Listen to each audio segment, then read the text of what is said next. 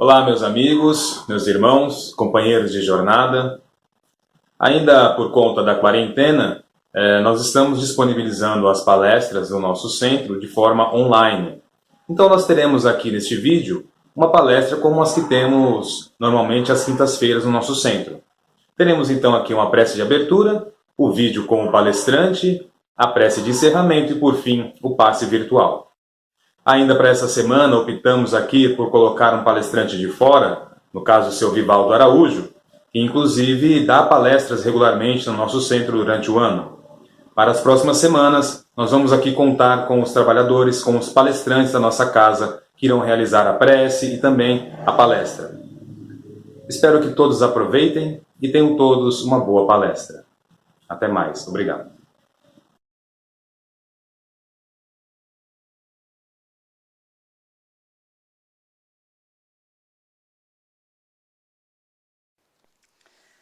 Vamos nos aquietando, fechando nossos olhos e elevando nossos pensamentos a Deus, agradecendo pela oportunidade de estarmos reunidos para o aprendizado. Vamos pedir ao plano espiritual que ilumine o palestrante, para que facilite a sua comunicação e que possamos entender a sua explicação. Então, aproveitando esse momento de paz, vamos iniciar com a oração que Jesus nos ensinou. Pai nosso que estás nos céus, santificado seja o teu nome. Venha a nós o teu reino. Seja feita a tua vontade, assim na terra como no céu. O pão nosso de cada dia dá-nos hoje. Perdoa as nossas dívidas, assim como perdoamos aos nossos devedores. Não nos deixes cair em tentação, livrai-nos do mal, porque teu é o reino, o poder e a glória para sempre. Que assim seja, graças a Deus.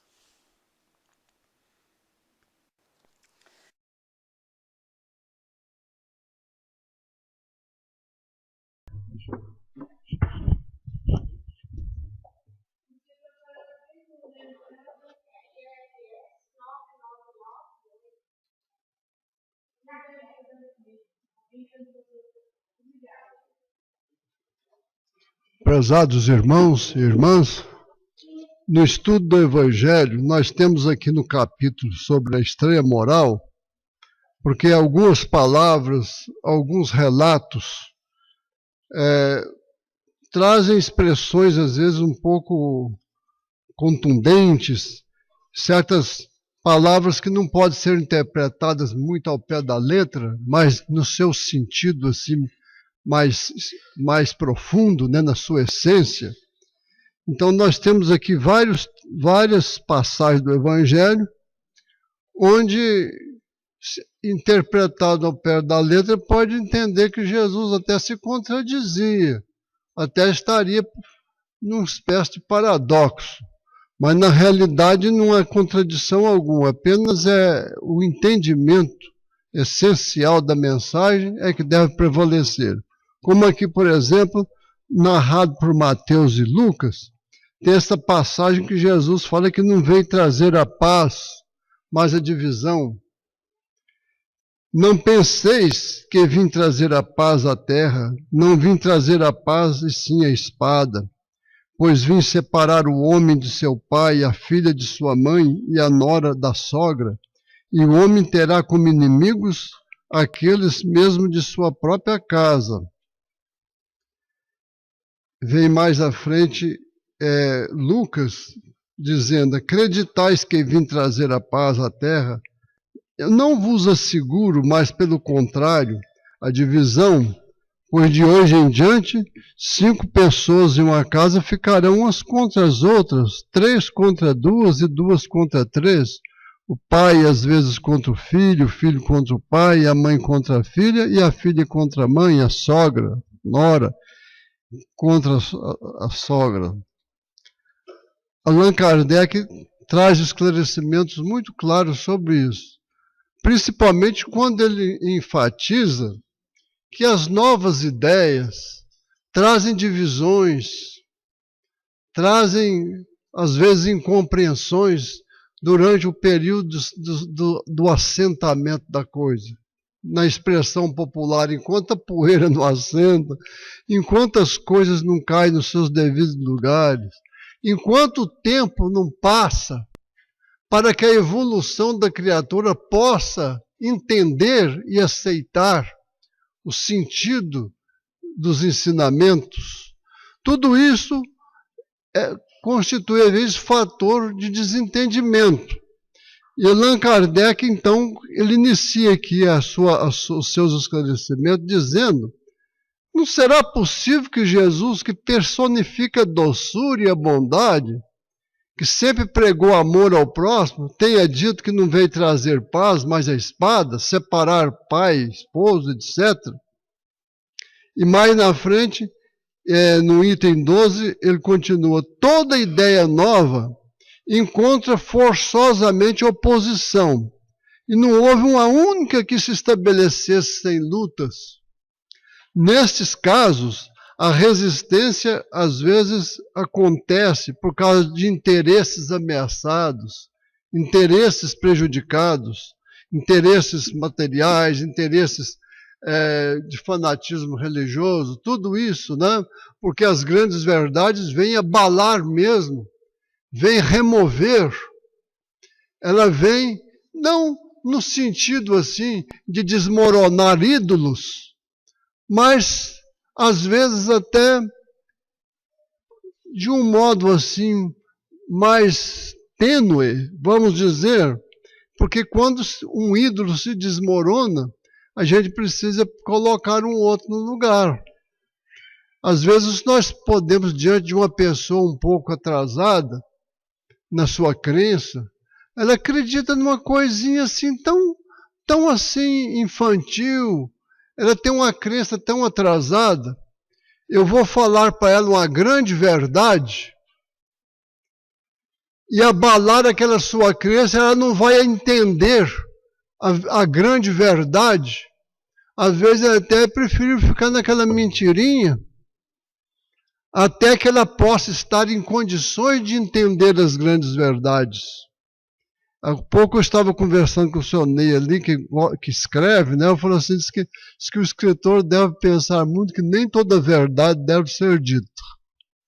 É porque o próprio Chico Xavier falava que às vezes é preferível uma mentirinha caridosa do que uma verdade muito maldosa.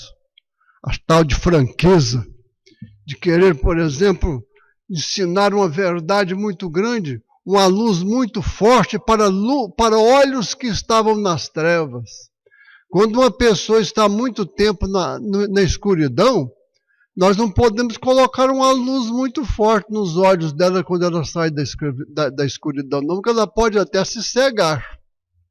Então, os grandes ensinamentos que vêm transformar as criaturas, modificar, elas vão se assentando aos poucos.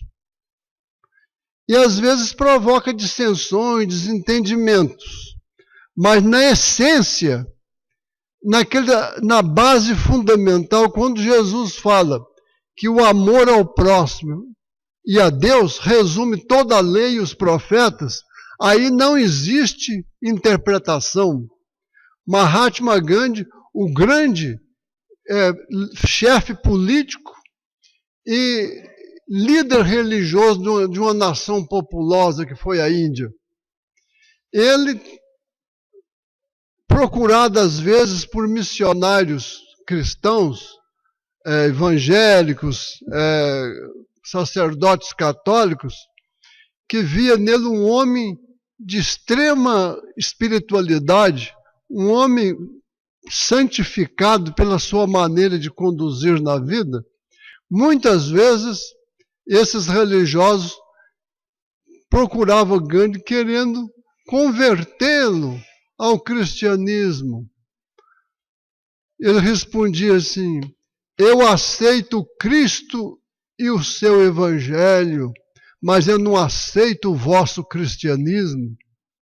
Ele foi advogado de povos oprimidos na África do Sul e viu os governos cristãos praticar as maiores atrocidades contra o povo.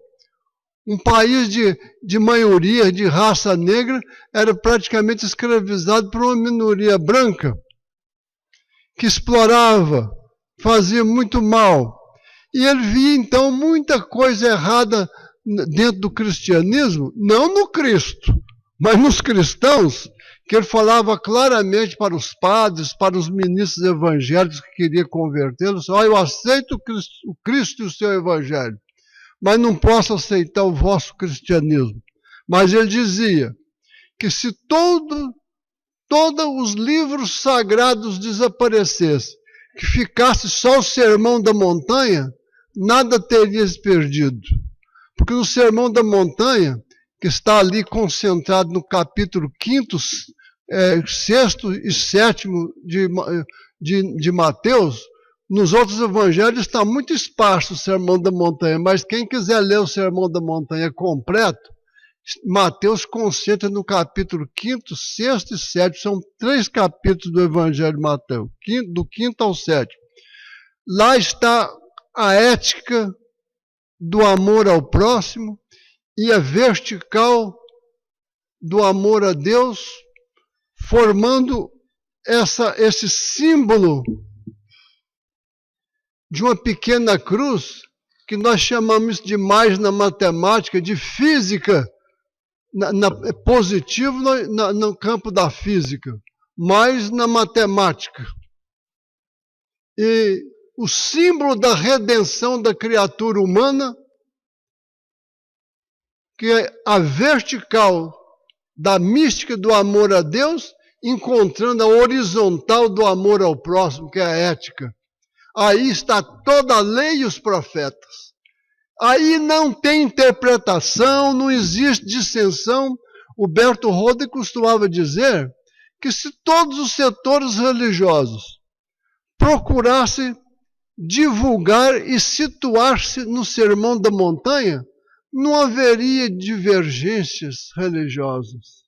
Mas como os caminhos que levam à realização da criatura humana, os setores religiosos, como escolas, ensinando de forma assim, igual no primário, na escola primária do AEU, outras já no nível mais avançado, ensinando situações mais elevadas para a pessoa compreender as desigualdades, as situações diferentes, o mundo espiritual, o mundo maior, vamos dizer assim. Então, são níveis, as religiões como escolas. Aí é claro que se aquela que está no degrau inicial está querendo entrar em desentendimento com aquele que já está num nível mais elevado de entendimento, aí vai haver as dissensões mesmo. E aí Jesus então fala que ele não veio, a doutrina dele não traria o comodismo de não fazer nada.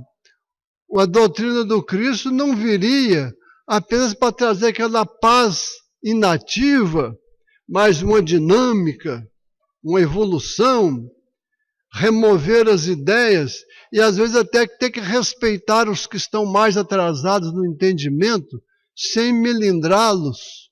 Mas quanta dissensão, quanta divisão já houve dentro das próprias famílias por causa de convicções religiosas. Nos primeiros tempos do cristianismo, porque nós temos que dizer, sem nenhuma ofensa aos setores religiosos, que Jesus não fundou religião nenhuma. Ele criou uma doutrina de libertação da criatura humana, de evolução e de realização do ser humano para a compreensão das grandes verdades da vida. Ensinou o básico no Sermão da Montanha, a ética do amor ao próximo e a mística do amor a Deus, que ele fala que resume toda a lei e os profetas. Mas contava suas histórias para explicar o reino de Deus, o que é o reino dos céus, que não é coisa que é um lugar para onde se vai, não é um lugar póstumo que vai se conquistar depois dessa vida física aqui no mundo, é coisa que pode até ir sendo conquistando aqui e agora, é algo que está dentro da própria criatura. Quando Jesus fala sobre o reino dos céus, que não tem palavra para explicar o que é isso, ele contava as histórias, para cada um tirar ali a moral da coisa, para interpretar que reino dos céus é coisa que está no interior de cada criatura, que está evoluindo e cada vez mais aumentando o seu entendimento, ampliando esse céu que nunca foi uma chegada e nem uma parada. O céu é uma jornada constante. É como um horizonte que nós enxergamos no além e sempre estamos andando e achando que tem e vendo algo mais pela frente. E essa caminhada evolutiva em busca da realização, por mais que ela vai acontecendo, por mais paz que a pessoa vai sentindo, por mais conhecimento que ela vai tendo, ela ainda está marchando em busca de algo mais, cada vez melhor. Essa é a busca evolutiva da criatura. Então Jesus ensina nas parábolas, nas suas histórias, e às vezes usa expressões um pouco contundentes, que têm que ser interpretadas assim na sua essência, no seu espírito, e não apenas no formalismo das palavras. Eu não vim trazer a paz, mas a espada, a divisão. Essa espada não é espada para poder ferir fisicamente ninguém. Tanto é que tem naquela passagem que o apóstolo Pedro arranca da espada e decepou até a orelha de um soldado romano, que Jesus colocou no lugar e falou: embainha a espada, Pedro. Quem com ferro fere, com ferro será ferido. Mostrando a lei de causa e efeito. Ele é o príncipe da paz. Mas essa espada é a espada da luta, do esforço, do trabalho que a criatura deve desenvolver para crescer mais. É a espada que nós temos que fazer com que morra as nossas imperfeições. É a espada voltada contra as nossas mazelas, contra toda a inferioridade que deverá ser superada. Esse é o sentido simbólico de uma espada metafísica e não física. E quantas má interpretações levaram à guerra, as dissensões, as guerras religiosas provocaram mais vítimas, pior do que as guerras políticas que já aconteceram pelo mundo. Eu volto a dizer, como Cristo não criou religião nenhuma, mas uma doutrina, os homens é que criaram as religiões, como escolas interpretando. E a doutrina espírita, que vem mais tarde, vem no sentido assim de restaurar aquela pureza do cristianismo universal, ecumênico, amplo, e não apenas minúsculo. E nós vemos, então, que nos primeiros tempos do cristianismo, até o século IV são os anos de 300, até o século IV, o cristianismo era muito universico, vamos dizer assim, na própria expressão da palavra. É o uno de Deus na diversidade de todas as coisas. Esse cristianismo primitivo era universico, amplo, liberal. Não era assim batizado ainda pela hierarquia de autoridades superiores. Os apóstolos, em números cada vez maiores, procuravam espalhar, desenvolver a doutrina. Mas aí esse cristianismo primitivo entrou em atrito com o paganismo. Não para fazer guerra a que o cristianismo primitivo era muito puro, era muito universal, estava apenas querendo esclarecer. mas o paganismo se voltou contra o cristianismo porque os seus interesses estavam sendo prejudicados, porque o paganismo estava muito em decadência nos tempos do Cristo. Então, aquele Deus ensinado como um ser superior, que nos pune, que nos persegue, que é capaz de decretar inferno para uns e céu para outros, era uma coisa que não era aceita por gente mais inteligente, não. Era um Deus que não se podia crer muito nele. E quando vem o cristianismo explicando um Deus de amor, um Deus que é pai de todas as criaturas, o paganismo, que tinha suas autoridades, os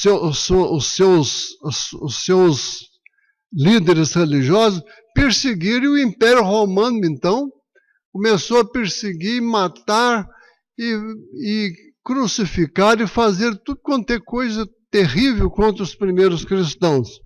Mas quando chega no século IV, Constantino assume as rédeas do Império Romano. Constantino teve um sonho que apareceu a imagem de uma cruz, escrito em hoc signo vinces, escrito assim: neste sinal vencerás. Ele colocou a cruz que deveria ser outra coisa, que é o símbolo da redenção da criatura. Não é a cruz telúrica de uma parte vertical maior do que a outra, o horizontal menor do que a vertical. Mas a cruz telúrica, simbolizando aquele instrumento da morte de Jesus no Calvário, Constantino sonhou com aquilo, viu a cruz telúrica do Calvário e escrito embaixo: neste signo vencerás. Ele interpretou aquilo, que ele deveria aderir ao cristianismo, e colocou a cruz nas espadas dos soldados e continuou conquistando, matando e fazendo tudo aquilo que os grandes imperadores romanos faziam. E aí o que aconteceu? Ele oficializou o cristianismo como religião do império. O bispo de Roma passou a ter força. Aí começa a Igreja de Roma. A Igreja Romana começa aí no século IV.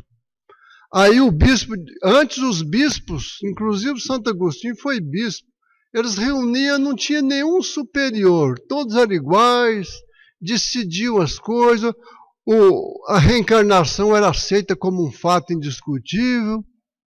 Mas aí, quando o bispo de Roma passa a ter autoridade, e então começa a perseguir os cristãos que tinham outras ideias, as chamadas heresias.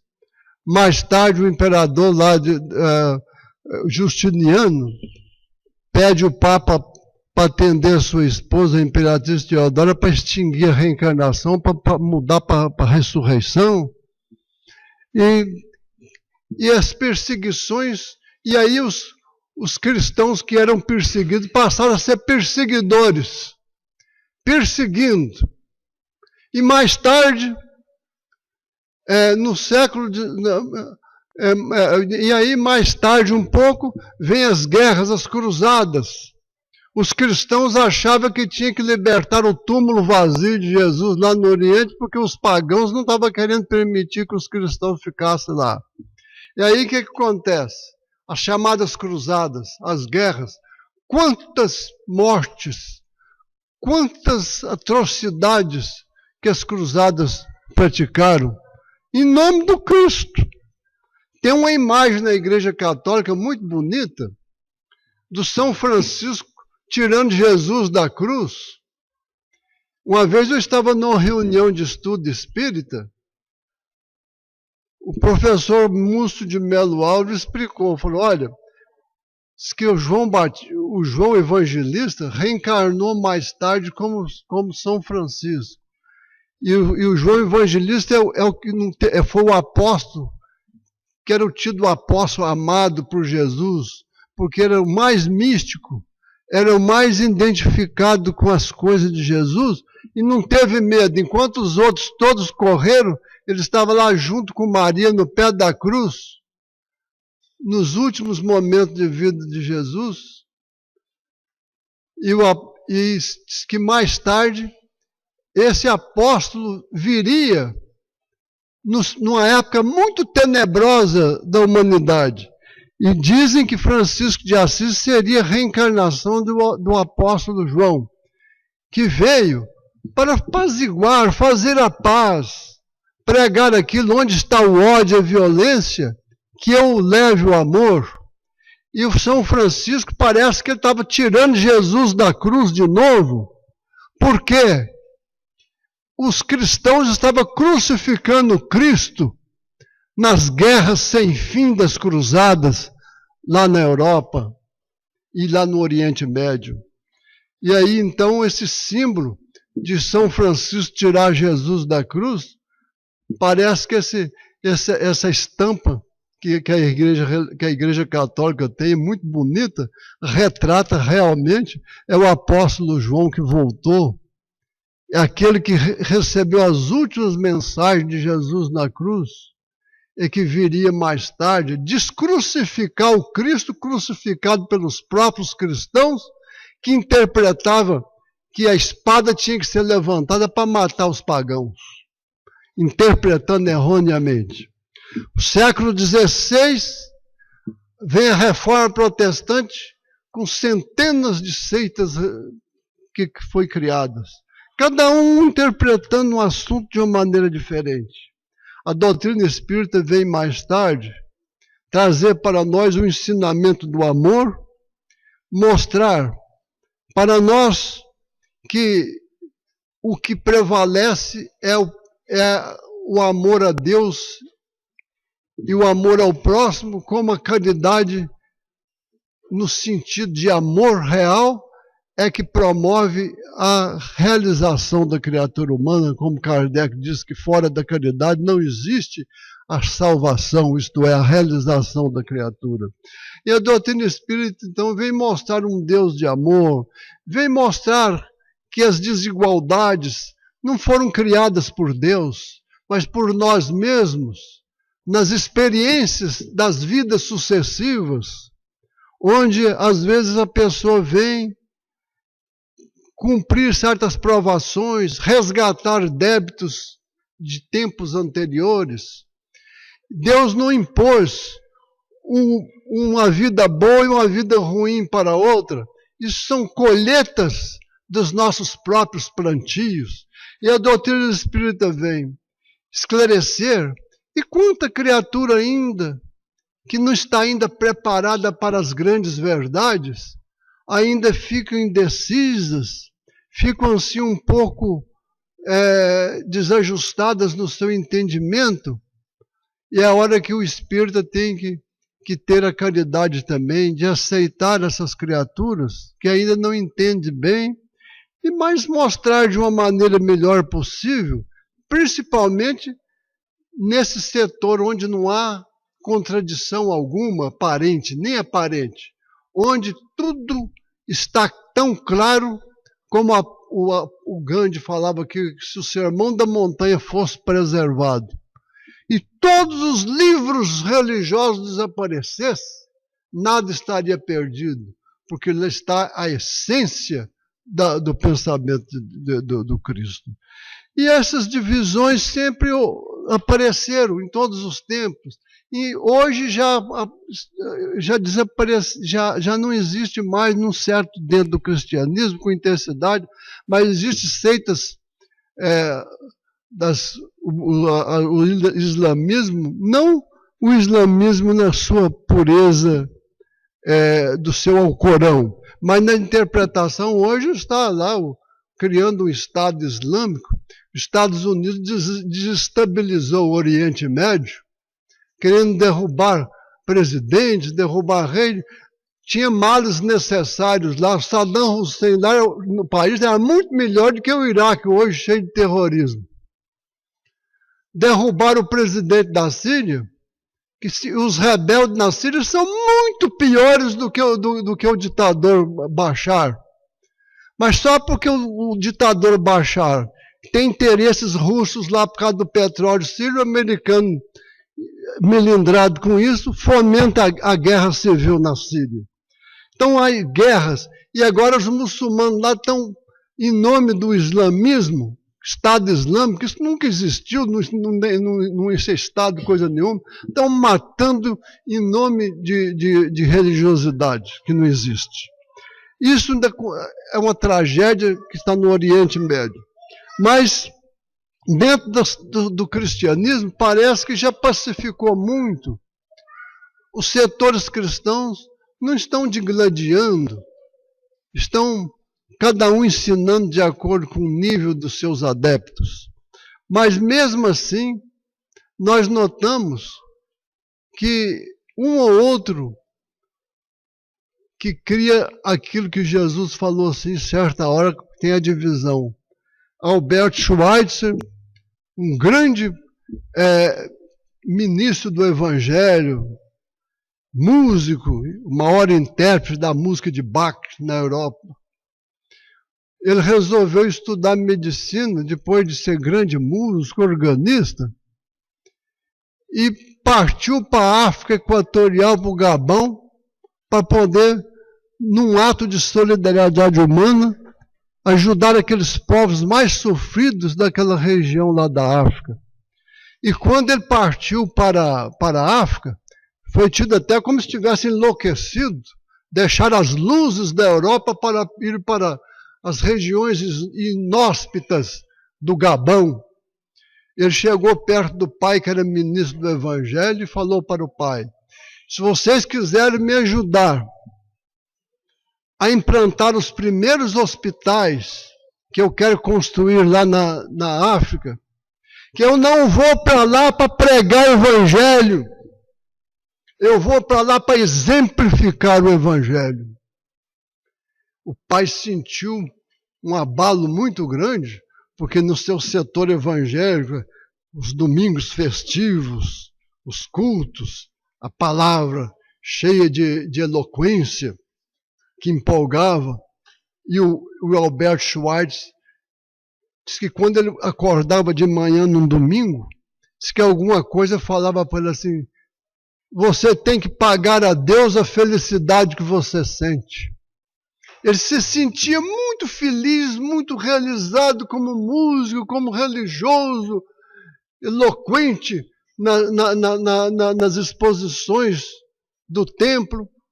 Mas ele sentia, um dia ele resolveu, falou assim: eu vou pagar. Ele resolveu renunciar tudo aquilo. E foi lá para a África e ficou 40 anos na África trabalhando, ajudando aquele povo. Sofrido. Quando vinha na Europa, ele contava as experiências dele com aquele povo lá na África. Ele era mais aplaudido que como músico, porque eles ficavam impressionados de ver o que ele produziu na África. E ele falava assim que não existe heróis da simples ação, mas os heróis da renúncia e do sofrimento. E se realizou plenamente, fazendo bem para aquele povo, mas ele cumpriu aquilo que falou para o pai, e o pai ficou muito abalado, não queria aceitar, mas por fim eles deram todo apoio para ele implantar os primeiros hospitais lá no Gabão. Ele falou assim: eu não vou lá para fazer pregação de evangelho, eu vou lá para poder cumprir o evangelho. E de vez em quando, um negro lá ficava assim impressionado, queria saber qual é o Deus dele. Falou assim: olha, eu queria entender o Deus do Senhor, porque o Deus do Senhor é o melhor do que o nosso. Ele não conversava em religião nenhuma, aquele povo, mas exemplificava de uma maneira tão grande, cumprindo aquilo que seria a essência do cristianismo. E assim é a mensagem que nós temos que levar em conta para entender Jesus, não apenas na expressão contundente de palavras, mas no seu sentido maior. Que a graça de Deus nos envolva.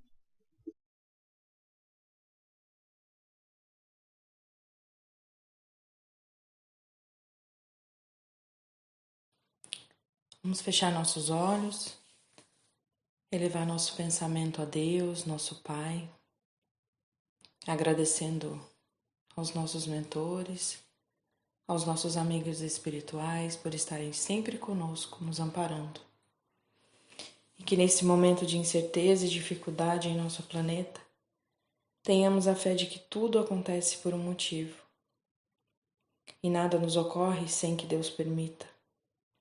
Saibamos que isso está aqui para nos ensinar a sermos melhores, a amarmos mais, a acolher e amparar o nosso próximo, entendendo que todos somos irmãos. Agradecer a oportunidade da reencarnação, de poder refletir sobre os ensinamentos e orar sempre pelos que mais sofrem e necessitam do nosso apoio. E que o nosso amor consiga chegar a cada um deles e os envolva de coragem para que consigam continuar. E que nós, em nossa caminhada, seguindo os passos de Jesus, possamos renovar a cada dia a confiança nele. Que tenhamos muita fé, muita perseverança e a certeza de que tudo isso passa. Que o amor do nosso Mestre Jesus consiga permanecer e crescer em nossos corações. Que assim seja.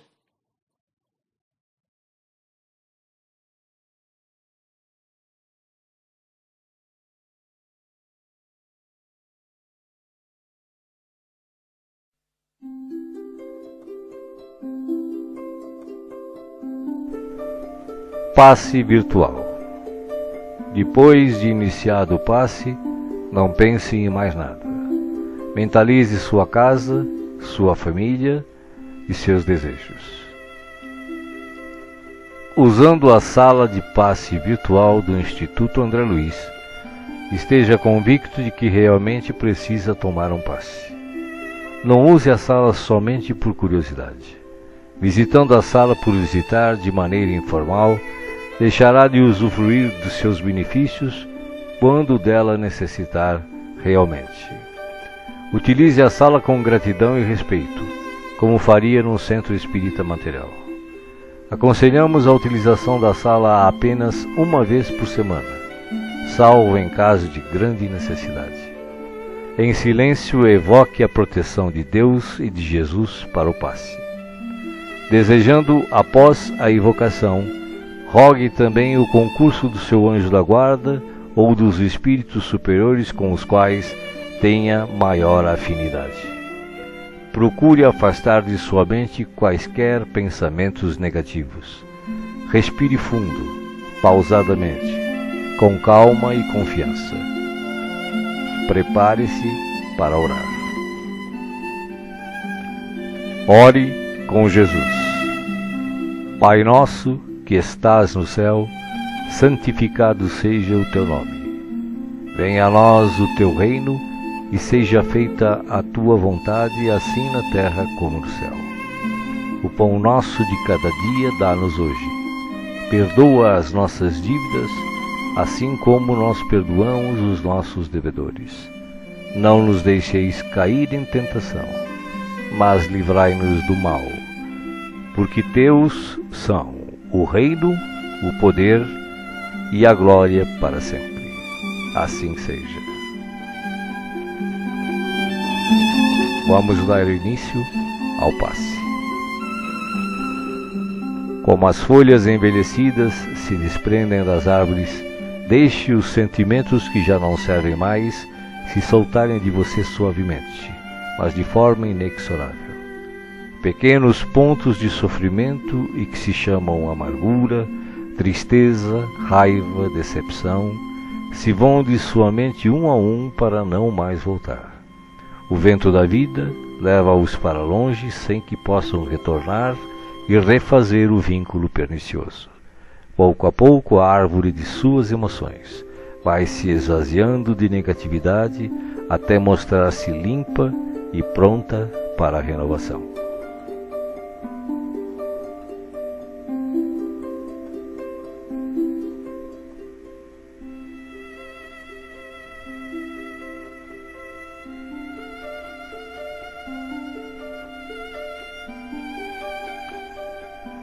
Sentindo-se leve, sem o peso das folhas mortas que se desprenderam e se foram, você recebe agora suavemente sobre o corpo e a alma a água da vida que cai em abundância dos céus. Esta água limpa, higieniza, purifica, desobstrui e tonifica todas as células do seu ser. Nada fica fora da sua ação renovadora.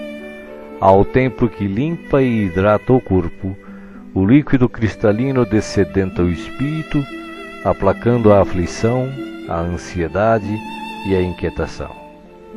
Há em seu coração agora uma sensação de calma, limpeza e bem-estar.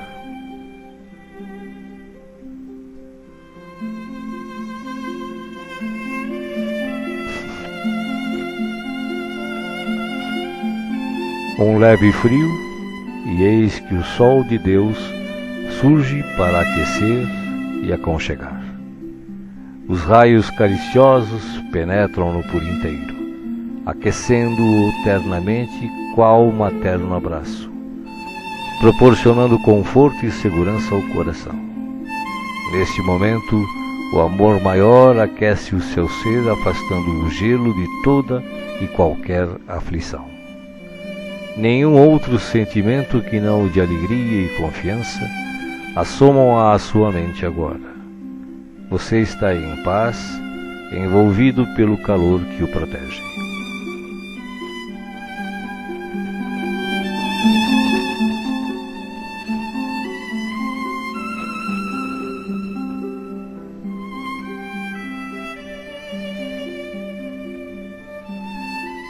Do coração da vida, flores perfumadas para você. De alma grata e feliz, recolha as pétalas coloridas que penetram o seu ser e restauram sentimentos e emoções. Felicidade, esperança, fé, coragem e determinação passam a significar novamente vontade de viver. Mas além do perfume e da cor, a natureza neste momento lhe envia o que possui de melhor, a capacidade infinita de restaurar-se em sublime beleza, ainda quando os golpes do mal parecem decretar-lhe o fim.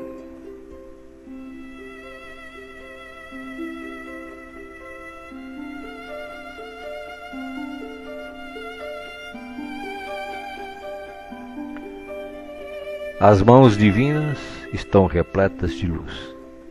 Suavemente a luz transborda e se derrama sobre você, como cascata dourada de invisível e ignota essência. A alma, pouco a pouco, se impregna de doce felicidade, permitindo o renascimento íntimo dos mais nobres propósitos de elevação, progresso e realização. Banhado em sublime força, você se entrega profundamente ao doador da luz, absorvendo as energias que darão a partir de agora novo e abençoado impulso ao seu viver.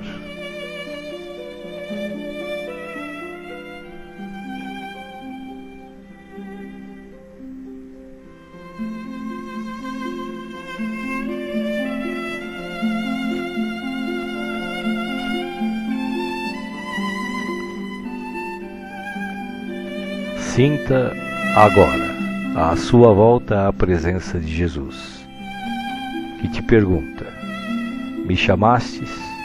Estou aqui. O que queres de mim hoje? De que precisas? Peça, meu filho, peça, minha filha. Estou aqui para ajudar. Faça agora o seu pedido especial a Jesus, enumerando os problemas e as dificuldades que o afligem. Escutei o que pedistes, com amor e atenção. Agora, conto com a tua fé, a tua confiança em mim para a solução dos teus problemas. Vai em paz. Te acompanharei com os olhos, não te perderei. Creia em Deus, creia também em mim. Estarei com você todos os dias, até o fim. Seja feliz. Deixo-vos a paz, a minha paz vos dou. Não vou-la dou como o mundo a dá. Não se turbe o vosso coração. Crede em Deus, crede também em mim. Não se turbe o vosso coração, nem se atemorize. Eu sou o caminho e a verdade e a vida. Ninguém vai ao Pai a não ser por mim. Os bons espíritos, os espíritos puros e as falanges de luz também enviam a você agora as melhores emanações de paz, saúde, alegria e refazimento, do mais altos desde as mais belas cidades espirituais até a morada dos anjos, em uníssono com o Criador, uma radiosa luz o envolve plenamente. Você não está só. O universo inteiro pulsa o amor de que se constitui, e este amor quer tocá-lo agora, em toda a sua plenitude, para que os problemas, as dores, as enfermidades e as dificuldades em geral sejam afastadas em favor da sua paz e renovação. Você está recebendo vida, vida em abundância. Guarde-a no coração.